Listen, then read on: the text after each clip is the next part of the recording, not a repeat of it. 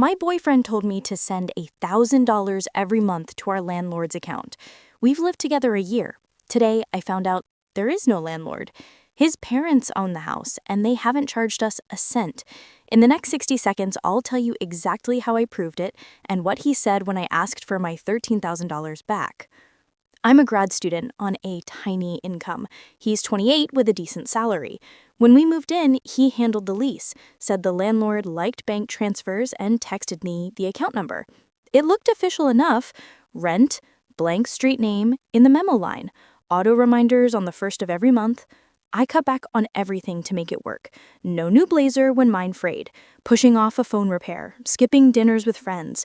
Whenever something broke, he'd swoop in and pay, and I'd feel guilty for not pulling my weight. Yesterday, I was chatting with his mom. Casual. I mentioned the landlord being chill about maintenance. She blinked and said, "Honey, there isn't a landlord. We own that house." My ears rang so loud I barely heard anything else. I smiled, changed the subject, and excused myself. Back home, I asked him point blank, "Your parents own this place. Why have I been sending rent to that account?"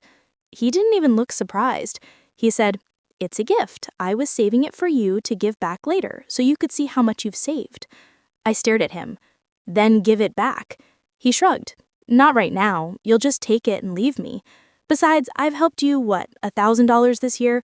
Call it even." That was the moment it snapped into focus. This wasn't a misunderstanding. He'd created a system where I bled $1,000 a month while he got to play hero with my own money. The gift later line, that was a parachute he packed for himself in case I found out. I asked for proof. He pulled up a banking app and flashed a balance. $13,000 sitting in an account with his name on it, not mine.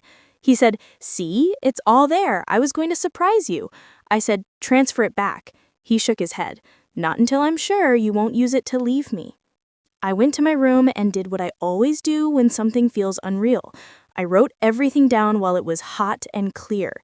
Dates of each transfer, the account number he sent me, screenshots of my payments with the rent memo line, auto reminders on the first of every month, a photo of his phone with the balance, timestamp visible. I messaged his mom, politely, and asked her to confirm in writing that they do not charge us rent, and never asked him to collect it.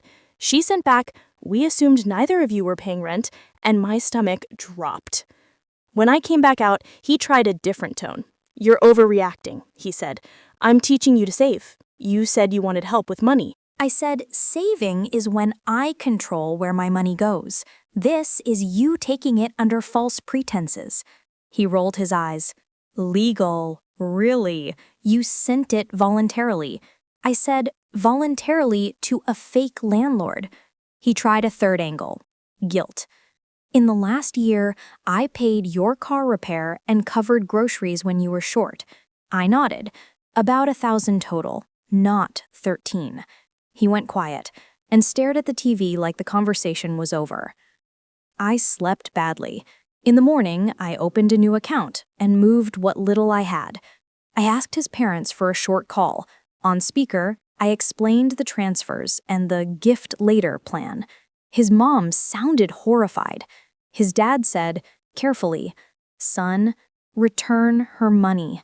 My boyfriend ended the call and said, "They don't get to tell me what to do with my relationship." I wrote him a message so there would be a record. "You represented these transfers as rent owed to a landlord. There is no landlord. Please return the full amount by date." He replied, "Stop threatening me. You'll get it when I decide." I took a screenshot, saved everything to a private drive, and called a tenants' rights clinic to ask where this fits. Fraud? Conversion? Something else? I'm not after a lottery win. I just want my money and my sanity. The attorney I spoke to said the facts matter. The false pretense, the memo lines, the parents' ownership, his text telling me where to send it. She used the phrase, "unjust enrichment," which felt exactly right. I asked him one last time, "Transfer the 13,000 by tonight or I take this further." He smirked. "You can't prove anything." I opened my notes, tapped the photos, and said, "I can prove enough." He stalled, said I was ruining a surprise, said I was turning this into a legal thing, said I should be grateful he taught me discipline. Every sentence made him smaller. Here's where I am now. The demand is in writing,